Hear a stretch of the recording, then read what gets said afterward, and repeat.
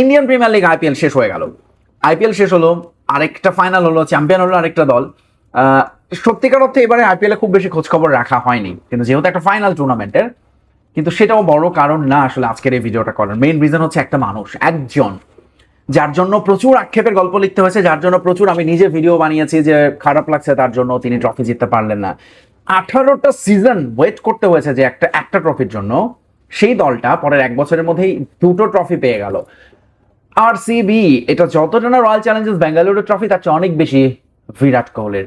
Naan other than Virat Kohli, the chase master. আরো একবার বিরাট, এই লোকটা এখন ইন্টারন্যাশনাল টি20 খেলেন না, কিন্তু এই লোকটার আইপিএল যারা দেখেনি, কিছু কিছু ছোট ছোট ভিডিও ক্লিপস ছবি আসছিল যে বিরাট এখনো কতটা ডাগ আউট অ্যানিমেটেড, কতটা মানে ছোট ছোট বিষয়ে তিনি আসলে কতটা এক্সাইটেড হয়ে যান। সেই বিরাটকেও আজকে মনে হলো অনেকটা ইমোশন কন্ট্রোল করে ফেলতে পেরেছেন।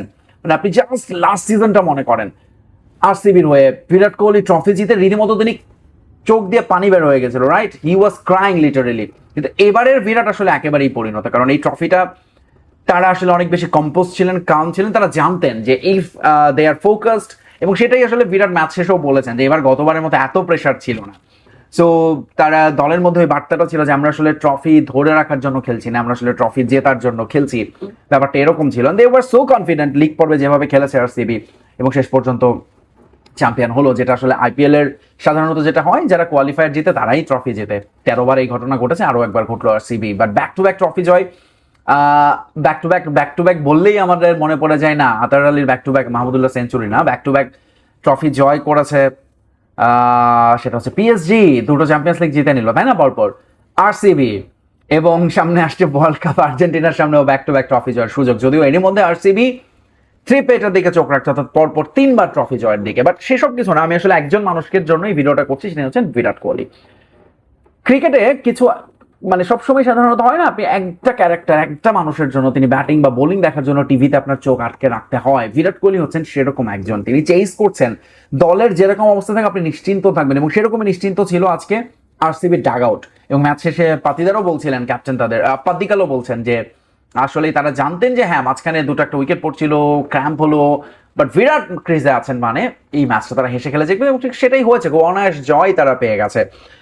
সো আরসিবি এবং বিরাট কোহলি এই দুজনের জন্যই আসলে এটা একটা দারুণ দারুণ ব্যাপার, একটা জাদু মন্ত্রের মতো ঘটনা, যে ট্রফি জয়ের জন্য দীর্ঘদিনের অপেক্ষা, আক্ষেপ, কষ্ট, হতাশার গল্পে পড়তে হচ্ছে, সেই তারাই ব্যাক টু ব্যাক ট্রফি জিতে নিল। এবং এটার পেছনে আসলে জাদু মন্ত্রটা কি আমার কাছে মনে হয়েছে, যেটা RCB always a batting heavy team, সব সময় তাদের ব্যাটিং সাইড ছিল দুর্দান্ত, কিন্তু আরসিবি সবসময় যেটা ফেইল করতো তাদের বোলিং এ এসে, তারা ধরুন 200 রান করেও সেটা ডিফেন্ড করতে পারতো না। বাট এই সিজন এবং আগের সিজনে সাফল্য এবং সেটা ধরে রাখার পেছনে তাদের মূল কারণ হচ্ছে সেই জায়গাটা তারা একটা ব্যালেন্স করতে পেরেছে।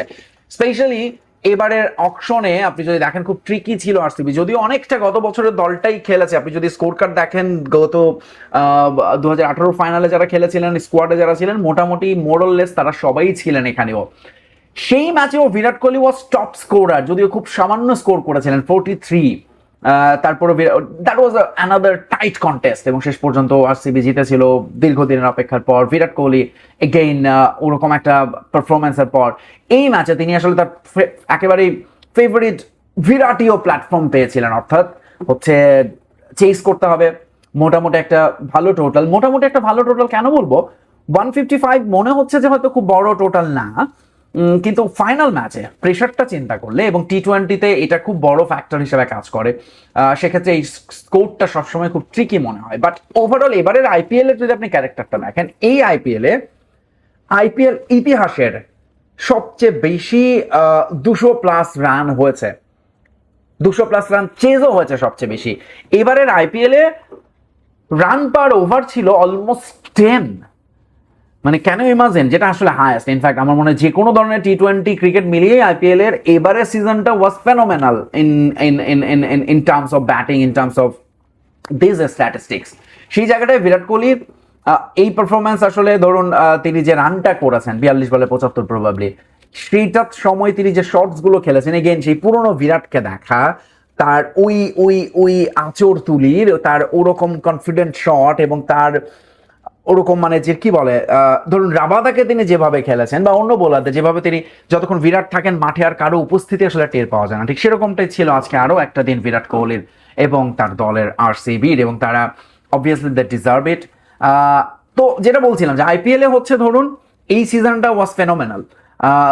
রান রেট ছিল প্রায় 10 করে রান পার ওভারঅল এই পুরো টুর্নামেন্টে, 200+ টোটাল হয়েছে অনেকগুলো, বাট তারপরে 155 ওই প্রেশারটা থাকে ফাইনালে, যেটা আসলে বিরাট কোহলি টের পেতে দেননি, কারণ তিনি তো আসলে এই প্রেশার নিয়ে খেলেই অভ্যস্ত এবং চেস করাতে তিনি সবচেয়ে বেশি ভালোবাসেন, এবং ফাইনাল ম্যাচ আসলে বিরাট কোহলি আসলে অন্যরকম হয়ে যান, সেটা আরো একবার প্রমাণ হলো।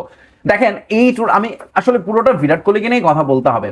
আরসিবির যেটা আসলে শুধু একটা পয়েন্টে অ্যাড করতে চাইবো সেটা হচ্ছে যে আরসিবি আসলে ওই ব্যাটে এবং বলে ব্যালেন্সটা করতে পেরেছে, এবং ভুবি তিনি যেন তার পুরনো ম্যাজিকটা আবারও ফেরত পেয়েছেন। দেখেন তিনি ন্যাশনাল টিমের স্কোয়াডে একজন ক্রিকেটার কিভাবে নিজেকে প্রস্তুত রাখতে পারেন, এবং আইপিএল এর মতো একটা টুর্নামেন্ট যখন থাকে তখন আসলে ক্রিকেটাররা অনেক বেশি মোটিভেট থাকেন। ধরুন আইপিএল নেই, এই ভুবনেশ্বর কুমার হারিয়ে যেত সিম্পলি, সেই ভুবি বছরের পর বছর আইপিএল এর জন্য নিজেকে ফিট রাখছেন, খেলছেন, এবং কি দুর্দান্ত পারফর্ম তিনি করেছেন, একটুর জন্য পার্পল ক্যাপটা হাতছাড়া করেছেন, but still very very well done এবং ওয়েল প্লেড, এবং তিনি হচ্ছেন এই শিরোপার সবচেয়ে বড় আরসিবির পেছনের কারিগর।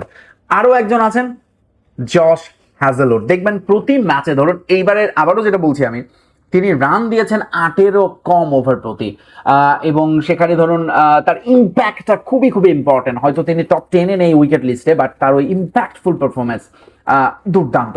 ভুবনেশ্বর কুমারও খুবই খুবই ইকোনমিক্যাল ছিলেন, তার তার রান রেট ছিল 7.95, which is the lowest among the top 10। So Virat কোহলির কথাই যদি আবার, এবং এর সঙ্গে আরেকজন লোকাল বয়কেও তারা পেয়েছিলেন জম্মু কাশ্মীরের সালাম, তিনিও দুর্দান্ত দুর্দান্ত খেলেছেন এই পুরো টুর্নামেন্টে, রেগুলার বেসিস আরসিবিকে ম্যাচে রেখেছেন এই মিডিয়াম ফাস্ট বোলার। বাট বিরাট কোহলির কথা আবার ফেরত যেতে হয়, দেখেন এখনো তিনি কি চান তার, এখনো তিনি এই সিজনেও রান করেছেন 675, তার এভারেজ 56, তিনি মোট রান সংগ্রহের তালিকার 4 নম্বরে। অবভিয়াসলি সূর্যবংশীর একটা মানে অদ্ভুতরে সিজন গিয়েছে, তিনি আসলে অরেঞ্জ ক্যাপ পেয়েছেন, বাট বিরাট কোহলি রান সংগ্রহে আছে 4 নম্বরে, 675 রান করেছেন, বাট তার গড় হচ্ছে 56, যেই গড়ের ধারে কাছে আর কেউ নেই, মানে highest batting average among top 20 probably. So এই হচ্ছে বিরাট কোহলি, যিনি মানে তাকে দেখাটাও আসলে একটা দারুণ দারুণ ব্যাপার, এবং যারা আসলে টি-20 ক্রিকেটই বলুন এইভাবে যে আসলে রান চেস করতে, সেটা আরো একবার তিনি শেখালেন, আরো একবার তিনি প্রমাণ করলেন যে টি-20 মানেই শুধু মার কাটকাটারি, বা সূর্যবংশীও থাকবেন সেখানে, বিরাট কোহলির স্টাইলের আসলে ব্যাটিংটাও থাকবে টি-20-তে, এবং বিরাটের জন্য আসলে এটা একটা আমি বলবো যে তার ক্যারিয়ারের যিনি যেটা আসলে না পাওয়া ছিল সেটা তিনি পেয়ে গেলেন। আইপিএল গত বছর পেয়েছিলেন, এই বছর আবারও পেলেন, এবং এবং এবং তাকে আসলে ইন্ডিয়া মিস করবে টি-20 ক্রিকেটে, যে বিরাট আর খেলেন না, এটা আসলে ভাবাই যায় না তার মানের player. But still congratulation to RCB এবং বিরাট কোহলি, আপনি খেলতে থাকেন, আপনাকে আইপিএল হলেও আমরা দেখতে চাই। It's a treat to watch Virat actually, and he should be the idol of every upcoming cricketer. So এইটুকুই আসলে বলার থাকবে আজকের মতো। Bye bye.